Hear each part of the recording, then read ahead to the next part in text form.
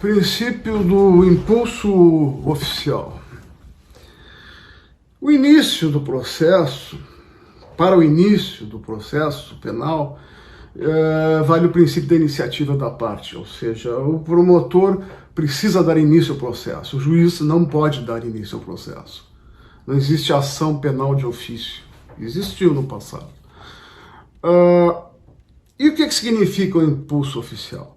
Uma vez que esteja proposta a ação penal, o juiz tem o dever de dar andamento a ela, de encaminhar ela até o seu final, independentemente da vontade, dos atos, das omissões das partes.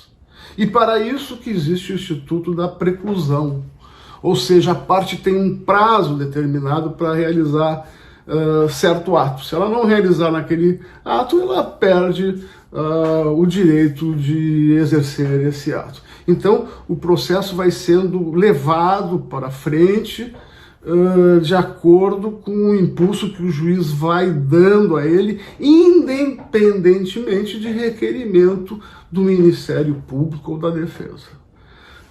Então, de certa forma, o impulso oficial, o princípio do impulso oficial, põe freios, limita o princípio acusatório. O princípio acusatório, tão propalado, princípio acusatório, ele não vigora de forma absoluta no processo. O processo penal não é completamente acusatório, ele tem alguns princípios, algumas regras que dizem respeito ao processo inquisitivo. Ele tem algo de inquisitivo. E esse algo de inquisitivo dele decorre da necessidade de segurança jurídica, do princípio constitucional da segurança.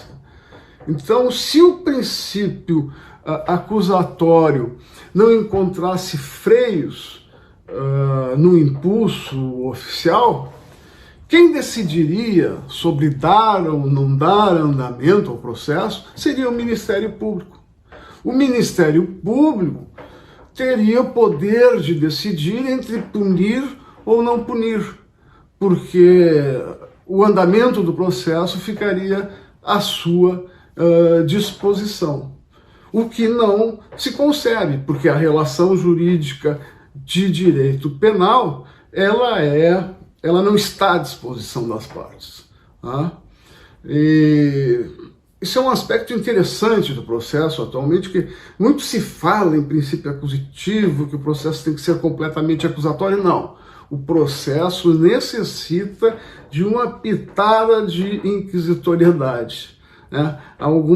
O princípio da oficialidade, o princípio do impulso oficial, são características do processo inquisitivo e que são necessárias ao processo penal. Da mesma forma, existe, não vou dizer princípio acusatório no inquérito, mas existe um certo grau de contraditório, um certo grau de participação da defesa na fase inquisitiva, na fase do inquérito.